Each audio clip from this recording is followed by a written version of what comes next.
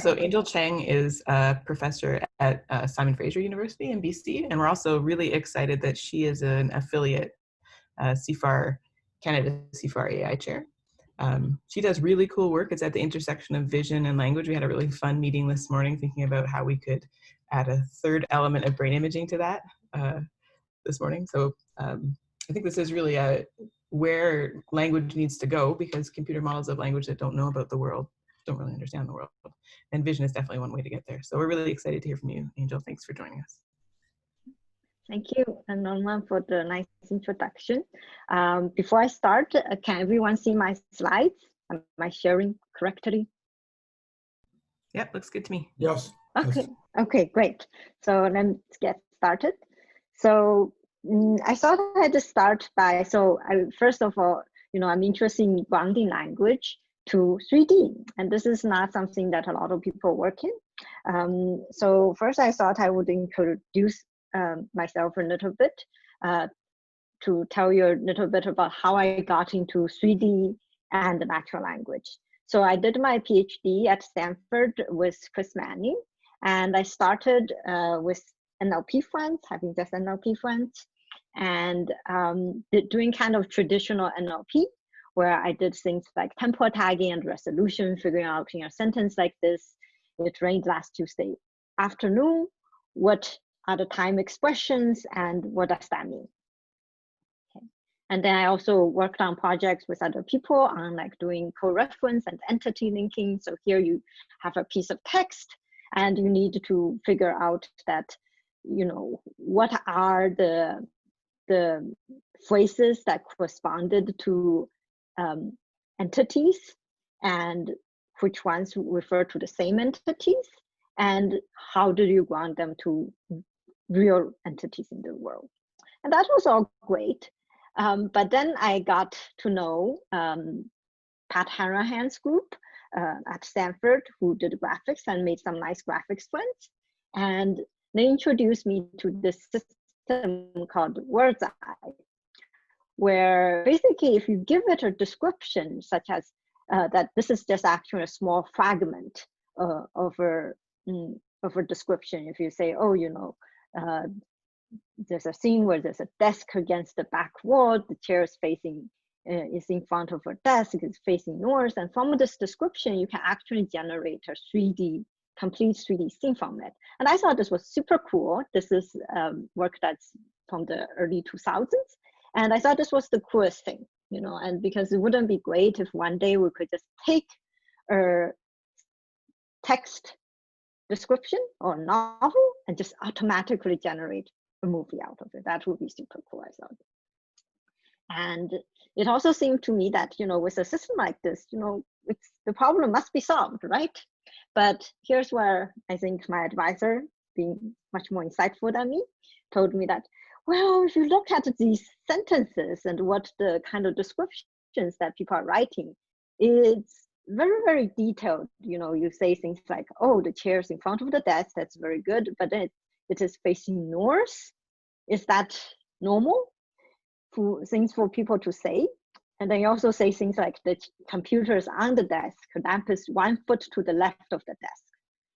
And this is very, very detailed descriptions, which if you think about it, this is not actually natural language. This is not how people would actually describe a thing. People would tend to be much more succinct. And there's a lot of common sense knowledge that we wouldn't really mention. So what we would really want is to be able to understand a sentence like this, a living room with a red couch, and be able to generate an image like this to the right, where there's a red couch, but in addition to the red couch, there's a lot of other things, like there may be a coffee table, there could be a TV for people to watch, sit in the couch and watch, and there may be a lot of relations that we don't specify, like for instance, the couch is on the floor, is in a room, and so forth. And the main idea is that natural language is actually often underspecified. And how would we actually be able to handle this kind of natural language? What we need to do is we need to be able to learn common sense priors on how objects are arranged in the real world, And what we want to do is view this description, this text description, as constraints on the thing. And so this is just a little bit about my work in the past and how I got interested in combining language and 3D. And so if we take this idea a bit further, this is the work that I did at Stanford, is where we view that language is as a constraint for a 3D scene graph. So here, the basic idea is that if I have a sentence like, there is a room with a table and a cake, there's a red chair to the right of the table, then we can maybe draw a scene graph of this symbolic graph that represents, the objects as nodes, the attributes as unary edges, and spatial relations as these kind of binary edges. So we basically get a graph. And then from this graph, we want to be able to create a scene like this. And to do that, the basic idea is that the sentence provides the explicit constraints. And then using that, we can, using prior knowledge, we can then infer information that people didn't explicitly state. For instance, the table should be supported by the room, and the plate, and maybe the cake, instead of just going directly on the table or just floating around in the scene, it should be on a plate on a table. And then from this, then you can, if we had a data set of 3D models, we can select appropriate models and then arrange them, figure out geometric transformations that allow them to satisfy these kind of constraints. And based on this, where would we get this prior information? So the idea is that we can get this common sense knowledge if we had a 3D database of scenes from which we can learn these priors. And again, I mentioned that we should also have a database of 3D models that we can actually use to represent these objects. Okay. And from there, what I then did is then I started to do some work where we would actually have more richly annotated 3D models, where it would have information about, what is it, how is it oriented, how big it is, so forth. And in addition, from the 3D scenes, we can then start to create this, what I call a spatial knowledge base that will tell you, okay, so here this figure is supposed to represent that, we can figure out, what goes on top of what. For instance, if we have the floor, a table would go on the floor, plate would go on the table, and sandwiches on the plate, and so forth. In addition, we would also get these relationships spatial relationships between how things are placed. For instance, if you have a dining room set up, there would be a table and the chairs will go around it. And in addition, we would need to have some notion of spatial relationship. What does to the right mean, and to the left? And this is basically how I got interested in the idea of connecting language and 3D representations. And based on this, because a large part of this work here is building up the spatial knowledge base, I then had a lot of collaborations where I worked on with various different people on various data sets for semantics understanding in 3D. And that involved, as I was saying before, building up this data set of 3D shapes. This is called ShapeNet, where we would have different kind of furnitures, and we would have some properties about them. And in addition, I also, again, in collaboration with a lot of other people, I worked on various data sets with 3D scenes. And this is just two examples called ScanNet, Temporal 3D, where we had scenes that are scanned from the real world. And from these, you can then start to learn these prior knowledge of, what happens, what goes in, say, an office, what goes in a conference room, and then in a conference room, how would the object be arranged? Okay. So that was just a little bit of a short description of my journey from language to 3D. But ultimately, what I'm actually really still interested in, since I come from an NLP background, is what can we do with language in 3D scenes? And as a motivating example, what we really want to do is say in the future, maybe have a robot helper who will help us around the house. And so, for instance, maybe we want the little robot to bring me my coffee cup. So in this case, we basically want the robot to need to figure out, okay, that is the coffee cup. So where is it in 3D? So he can actually navigate to it, maybe using his little hand, grab it, and then come back to me with it. And there could be more advanced interactions where I could say, I left my notebook on the couch. Can you get it for me? In this case, the robot really needs to actually do quite a bit more, in the sense you need to look around the couch, maybe move the pillows away, and then say, oh, that's the notebook. Okay. And he wants to, that's the thing he needs to get for me. And what's common in both of these problems is that there's this basic unit where we want to be able to have the robot identify and localize an object in the 3D scene. And this is something that people have studied quite a bit in 2D scenarios. Probably hear people talk about maybe referring expressions or grounding with visual language grounding. And so people have studied that quite a bit in 2D, but we want to do this in 3D. And this is a work that is in collaboration with Matthias Nissner and Dave Chen at TUM.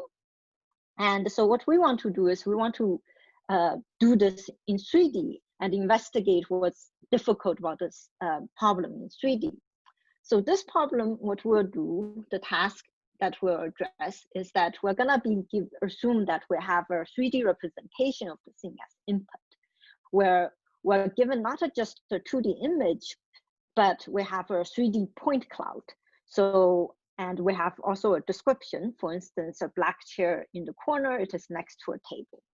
And from this, what we want to do is we want to determine what object is this person referring to. And so to do this, the way we're gonna formulate this particular problem is that we're gonna have the goal of the system be to output a 3D bounding box that localizes which one of the object the person is talking about. Okay, that's the setup. And in order to do this, because there's not that many data sets that has both 3D and language, the first thing we'll do is we're gonna take this a set of about 700 scenes from ScanNet, and these are basically indoor environments, including bedrooms, offices. There's a lot of offices, and we're gonna take these scenes and we're gonna have people describe every single object in it using some natural language. And as an example, this is a couch. So this is a crowd worker on Amazon Mechanical Turk. They may say this is a dark blue couch in the center of the room. Don't really know if this couch is blue, but that's what they said. And that's another example. This could be, this is a long bar stool behind the stools, and so forth. So basically what we do is we have this 3D scan, and we show people different views of it, and then they can actually use the 3D interface to actually navigate and look at the object from different perspectives. And so people will say things like, there's a one wooden desk in the corner of the room, and so forth. Okay. And at the end of this process, what we have is about, from our 700 scenes, we have around 10,000 objects, and we get 5 descriptions per object. So we end up, there's some description that end up not being that great. So we have about 49,000 descriptions.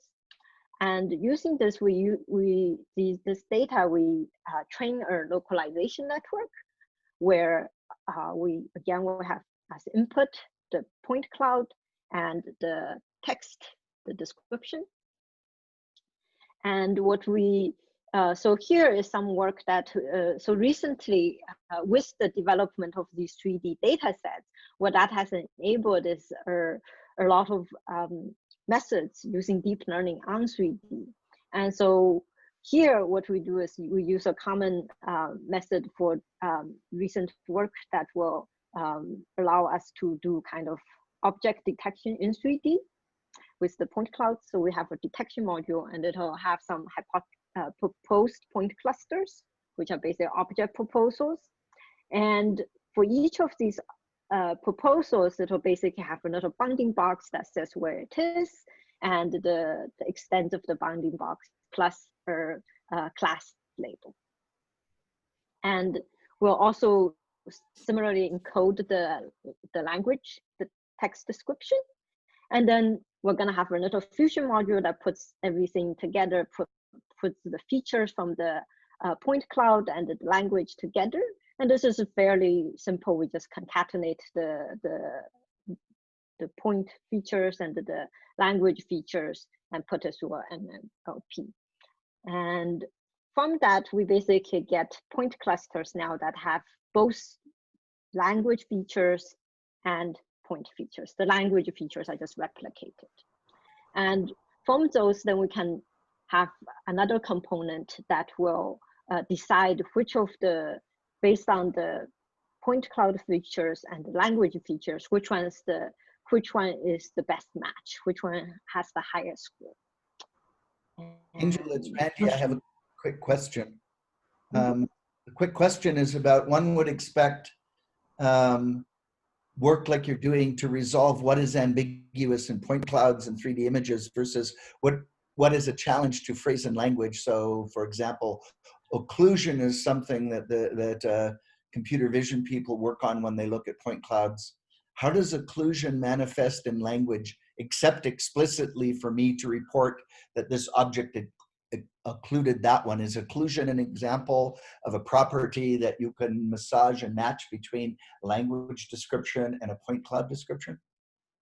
Occlusion, so I guess because here we have 3D point clouds, so occlusion, I guess in some ways is less of an issue than dealing with, say, 2D images. Yeah. And because we allow people to look at the thing from different points of view. But I think it's an interesting question. I will have to admit it's not something that we've considered very much as of yet.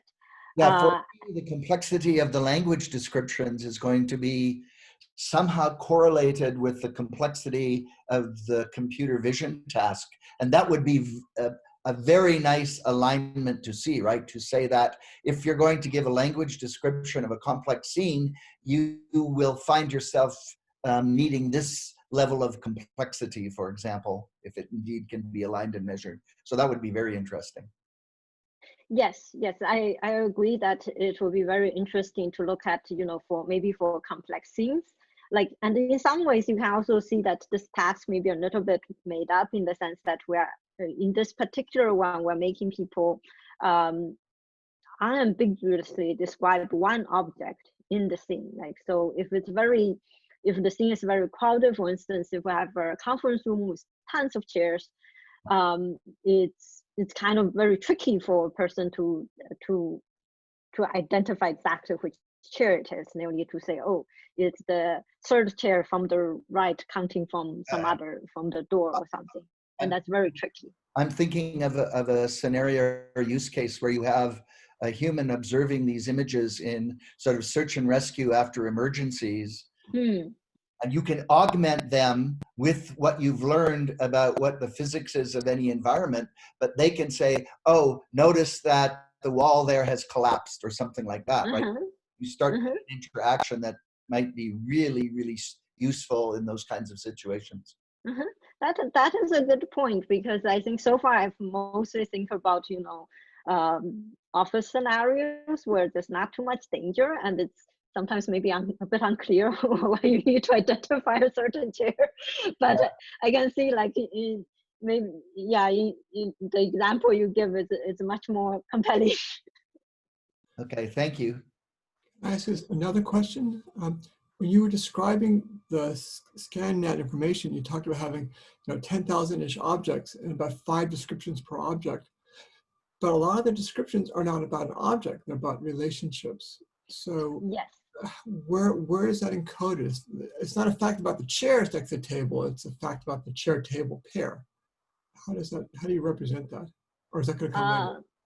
That I think in some ways come later. In this architecture, it is not represented explicitly. It's just, we're just hoping that the networks will somehow magically learn that, but really it's not, I would say it's not really represented. So the phrase, it is next to a table, that obviously is critical in your description, but how, okay, well, but maybe I'll ask more in detail, Yeah. but it seems like that's inherently a relationship that has to be encoded. But Yes, it is.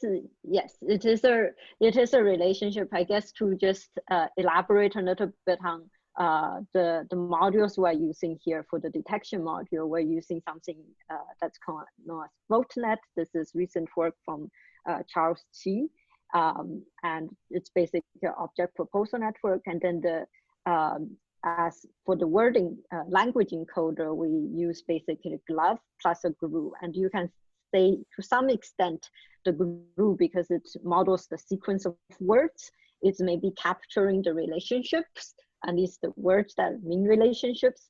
But then is it doing something like when it, how is it matching it against the visual part? I would say it's not, it's basically doing something, but it's just we're hoping that implicitly it will just learn that we're hoping that something will be learned. But in reality, I would say you're absolutely correct. The relations are not really being explicitly modeled, and it's a weakness of this particular network. I have another question, if you may, Angel. This is Osmar. So one is related to what you're talking about here in this slide, and one is indirectly, but maybe you'll talk about it later. So you're talking about an agent that is a helper at home, for example, as a motivating example, you use that. So I have this agent and I'll tell it, can you bring me the keys, the car keys? Mm-hmm. And there are two sets of keys on the table. Mm-hmm. And now there's an ambiguity here because I don't know which set of keys I'm gonna grab and bring. Mm-hmm. And maybe there's a way of detecting this is a car key and this is a house key. Let's assume the vote will win. But what if I have also two sets of car keys because I have two cars? And then how would we resolve this ambiguity if the description of these objects is limited to car key or not car key? And then if the agent brings me the wrong car key and I ask it, why did you bring me this one? Will it be able to justify the choice? So I guess there's several parts of the question. Yes. One part is that I address the last part first. In this particular network, or this particular problem statement is very narrow, and so the agent will not be able to justify why it brought you the wrong set of keys, and it will just be kind of not so great. But I think what we really need to do is we need to basically work on basically giving the agent also some, should I say agency, or basically being able to not just able to basically blindly follow the command and try to do it the best they can, but actually be able to, talk back to you. So if you're asking the agent to bring you the car keys, but it let's say there's some detection mechanism or some network that it uses, and it's like it has a bit of ambiguity, then ideally the agent will be able to say, oh, I'm a bit confused, which one did you mean, ideally. But that is not the problem we're currently addressing, but a good agent will do that. Okay. So just to, are there any other questions? So so anyways, just to kind of wrap up this basic network is that what we'll do is then we'll output scores of how well the language matched the proposed objects, and then we'll pick the one that matched most. That's pretty much what this network does. And Probably not gonna go into too much detail about the training, but we have some loss that we're trying to minimize, and it's composed of 3 different components. Yeah, I'm not gonna go into detail, but it just has like some localization loss in the sense that you picked the correct box. Did you classify if this is a table or this is a chair correctly, and then some object detection loss. I'm gonna skim over that details. And then going on, I guess one question is that, so I mentioned, so I presented this very simple network, and then the question is, can we actually successfully localize objects using natural language in 3D? And we basically compare against some reasonable baselines. I would say reasonable in the sense that we're one of the first to attempt this task in 3D. And so what we're gonna compare with is we're gonna take our existing network called PointRefNet. This is basically just something that has, conceptually, it's something that doesn't really have the notion of object instances. We're gonna add our language embedding here and see how it does. And then the other one we're gonna look at is that we're gonna say how difficult is our problem, and basically if we just have the object detector, and the object detector can propose basically what category of object it is. We have a simplified list of 18 categories of tables, chairs, I forget what other category, but the simplified 18 categories, and the big that it will basically categorize amongst. And then basically of the ones that are the correct category, we will just select a random. These are just some baselines. And then as a third group of baselines, what we're gonna do is take some existing 2D referring expression methods and use them to select one frame from which that we use, and then do back projection to get a 3D bounding box. Okay, so I'm kind of going through this fairly fast, but I just wanted to show some of the results we're getting. And this is when measuring basically the position at IOU of 0.5, basically saying that, oh, if our bounding box that we predicted overlapped with the ground truth by like about a half, then we'll say that it's a good bounding box. And if we use this metric, if we're perfect, we should be at 1. Horrible, we should be at 0. What we see is that our method is doing much better than the baselines that I briefly mentioned. And this is, but you can see it's still fairly low. So we're not actually doing that well. It's 22%, let's say. And so to analyze a little bit about what's going on in why our performance is, what's going on with what are we getting right, what are we getting wrong.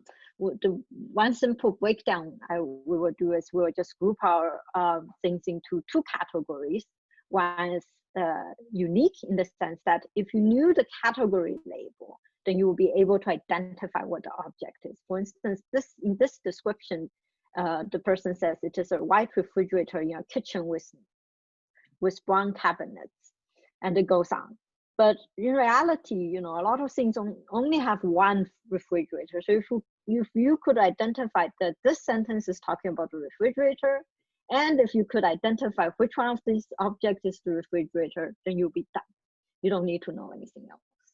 The other cases where you actually do have multiple objects of the same type in the thing, and you actually do need to use additional information such as the color or the height or the spatial relations to differentiate. So in this example, this is a white trash can. It's behind a short white trash can. And the one in front, people say this is a trash can with no lid. It is in front of a trash can with no lid. So this is much harder because there's 2 objects of the same type, and you really need to have the whole sentence, understand the whole sentence to understand which one you're talking about. And so if we do the split, we can see that we are doing much better on the unique than the multiple. That's not a big surprise. And in addition, we'll consider some upper bounds on how well we can do. One is that so far I've been talking about we're basically trying to do object detection and identify the correct basically match it to the description. Now, what if we had want to choose bounding boxes? So in this case, the object detection is done for us. It's perfect. And all we want to do is to see how well is our language part working. And in this case, we can compare two cases. One is again, we have our want to choose bounding boxes. Now we just select randomly from the ones that have the correct label of the 18 classes. The other one is we actually use our little glove plus glue and try to predict which one it is. And from here, you can see, oh, was there a question? I have another question related to the ambiguity you're talking about, and that is, have you contemplated a structure for a trade-off? For example, when we talk to each other, dialogue enables us to ask questions that resolve ambiguity that arise, whether the ambiguity is real and a deficit of representation on either speaker or either side, in this case, the 3D vision in the language. Is it possible that by accelerating the identification of ambiguity, you create the opportunity to have a sort of resolution or interaction? Right now, what you're talking about is one stage mapping, right? Which is not a bad thing because you have to start somewhere. But have you thought about where quickly identifying ambiguity, or at least apparent ambiguity, initiates a sort of an interaction, in this case with the scene and the language agent, I guess? That's very interesting because it's sort of at the basis of resolving ambiguity to be able to make instructions for the robot or instructions for the human, or and so on and so forth.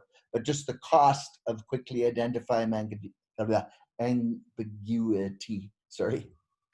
I guess I'm not terribly sure, like exactly what you mean about, I guess. Well, the ambiguity that you arise, for example, with the multiple keys in Osmar's example. If there is ambiguity, we detect ambiguity in language because of the way language is used. Ambiguity visually, by all of the things that we know confuse the human visual system, creates ambiguity. Is there a way of focusing on ambiguity to accelerate a question, to resolve it, rather than take the slow route of attempting to get all ambiguities resolved and then do the measures like you had with the F measures, which is sort of a one-shot computation? Yeah. So I guess maybe there's two different answers. One, on one hand, I would say I really know, I haven't really considered,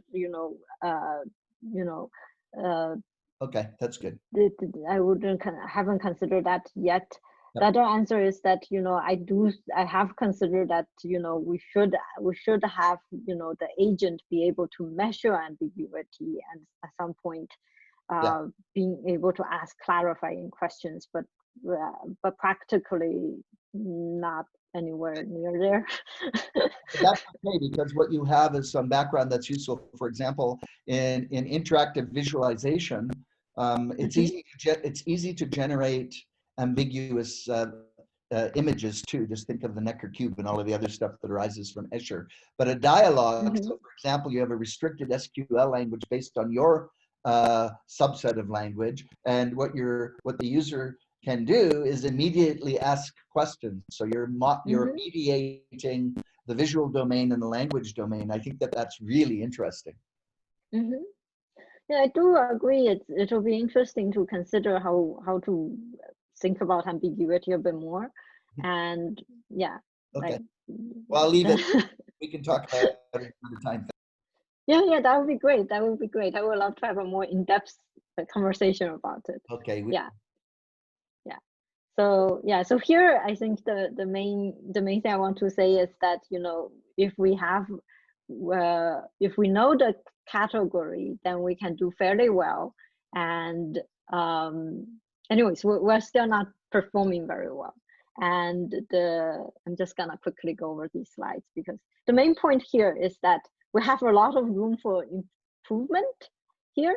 And this one, for the unique one, you can actually say that it's what we need is better object detection, so better visual understanding of visual features. Because if we had the Oracle bounding boxes, then we should be able to just get this unique subset 100% correct. But we are still at about 40%.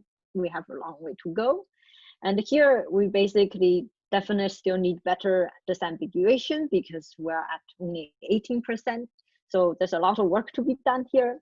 And then here, getting back to the idea of spatial relations, is that if we look at some of the errors the system is producing, is that this one, it's kind of understanding, there's two chairs, is identifying one of the chairs, but it's really not understanding that you should be picking this chair, which is next to the bed.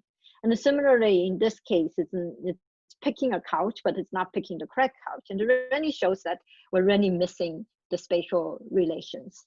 And this is just some thoughts about what we are looking at to improve the system. And one thing we're looking at is potentially better object identification. I think I mentioned we have 18 classes, and these are the 18 classes. There's one big class, which is just like a MISC class that says, okay, we managed to group these things, but these other things we just bucket at all.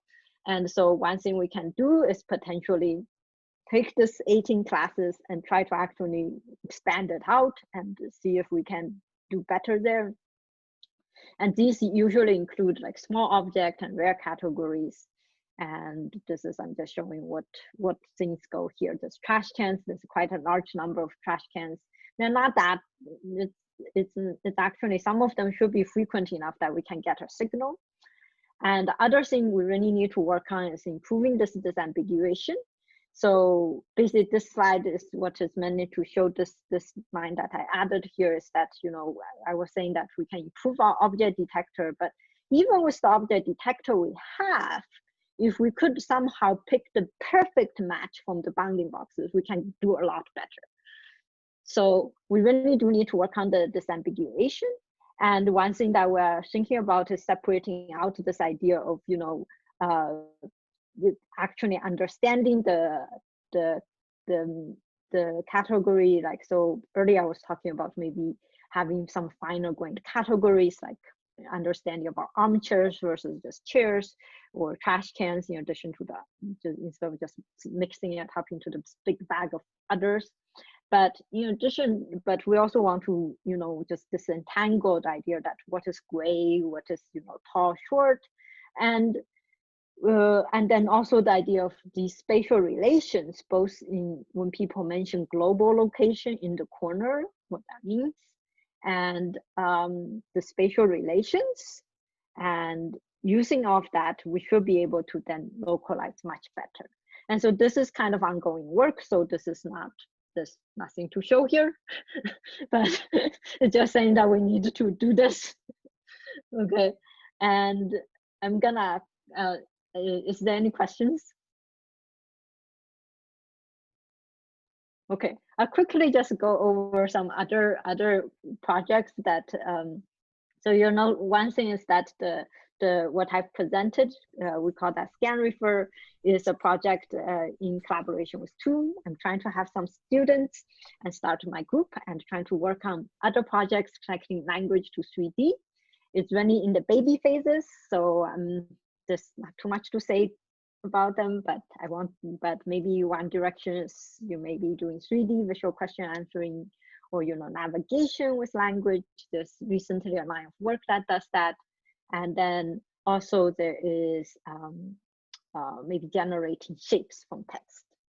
So, and then more broadly, I've also been involved with a lot of projects about building large-scale interactive environments for grounded language learning. So as one of my motivating examples, I have like this little robot going around, maybe it's fetching my coffee cup and stuff like that. But maybe my coffee cup is in a cabinet, in which case it needs to open the cabinet, get the coffee cup out, and so forth. And all of this really requires having large-scale interactive environments. And I talked about the fact I've done a lot of work with 3D data sets. I've also worked in collaboration with others on some simulation environments, so that you could have this embodied training of agents. And most recently, I have this collaboration with Hao Su at UCSD, presenting ShapeNet, which is a simulation framework for interactive vision robotics. And one of the main contributions, other than the simulation framework itself, is this data set of textured articulated assets, so that you can start to have a large number of diverse models that are textured and can move. So cabinets you can open, close. I think originally I was gonna show a little video here, but I think we're running out of time, so I want to just show you what we have. But there's some limitations to this work, in the sense that it's not arranged in scenes. These are single objects, and it's still rather limited in scope, in the sense that we only have like, it covers like 40 some categories. We try to have a diverse set of models, so we have about 2,000 some, and we have a lot of movable parts. But it's still kind of limited in scope. And what I have is, what we're doing is, we have a bunch of projects where we're trying to really get to large scale interactive environments, where we want to create this, what I call reality linked synthetic scenes, where we want to match the real world placement of object, and we want to have for each object rich annotations, and also being able to move this interaction. And so there's some collaboration. So I just wanted to talk a little bit about, like, you know, we have some collaborations where the basic idea is that we have a large data set, we want to annotate with these movements, and then maybe using interactive learning, the user would specify some rules, and then the computer will suggest other object the rules can be applied to, and so forth. And then we have another project where we do take floor plans and create 3D scenes. And I know I'm going very quickly. And then we also have people place the models for the data set. And we really want to have the computer to have it the kind of a interactive system where the computer is suggesting something and the human actually controls the final placement to make sure it's good. Angel, I just wanted to say I'll send you some references, but if you're aware of Edward Tufte's series of books, yes, so some of them are classified as visualizations of nouns, but one of them is classified as visualizations of verbs. So it might actually accelerate. Oh, that's very cool. Right? Yeah. Yeah. Okay. Oh, that sounds great. Yeah. So yeah. So to summarize, I would love to collaborate, and you know, I have a lot of experience with 3D objects and scenes and interactive environment. I would love to have more language, maybe some language games, some stuff. Yeah. Excellent. Great. Thank you, Angel. Yeah. Thanks, Angel. I have a quick question, Angel, about the spatial relationships. So when you say something on the left of something else or on the right of something else, you need to know the position of the person who uttered that sentence so that you know that the right or left is relative to the one who said it. Because if I'm positioned on the other side of the room, it means the opposite. Yes. Yes. So in your representation of the world, do you have the position of who said that sentence? So I guess there's two parts to this, I think. One is that the way we collected the data, we do actually, when the people for the particular scan refer project, when we collected the data, the people, we do save like the viewpoint that they were looking at at some point. So we do have that information, and I think it will be interesting to, you know, potentially predict the viewpoint from which they are looking, and then yeah, using that information to interpret these egocentric spatial relations or viewer-centric spatial relations. Yeah. Thank you. Okay. You're welcome.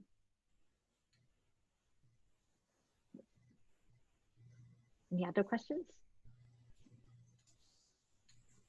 I have a question about the disambiguation, because it seemed like you were still having some reasonable amount of errors even when the object was unique in the picture. Oh yes. Why you think those, where you think those errors are coming from? I guess there's so when they are unique, you still need to, I guess, you still need to identify what they are. And so for instance, a refrigerator, you still need to identify that it is a refrigerator that you want, and what part, like the bounding box of the refrigerator. So, and the error there, I think at least half of it is, not necessarily half, but a big chunk of it is the object detector, in the sense it didn't necessarily identify that there's the thing here that should be a refrigerator. And the other part is that some of the language, I think, is fairly complex, in the sense it talks about, you know, it goes on, and you may not realize it's actually talking about the refrigerator. I don't know if that's a very precise answer, but that's the very broad answer. Do you think that like the noisiness of your image data has anything to do with it? I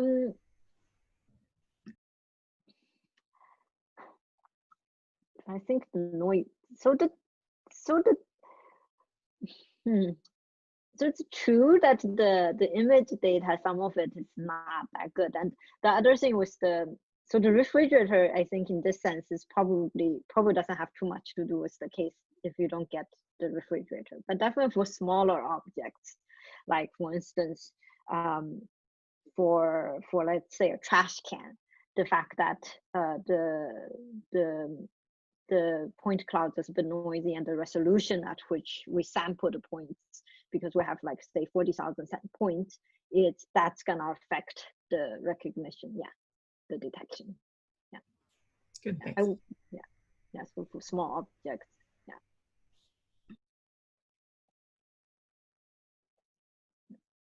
Any other questions? Happy to answer questions.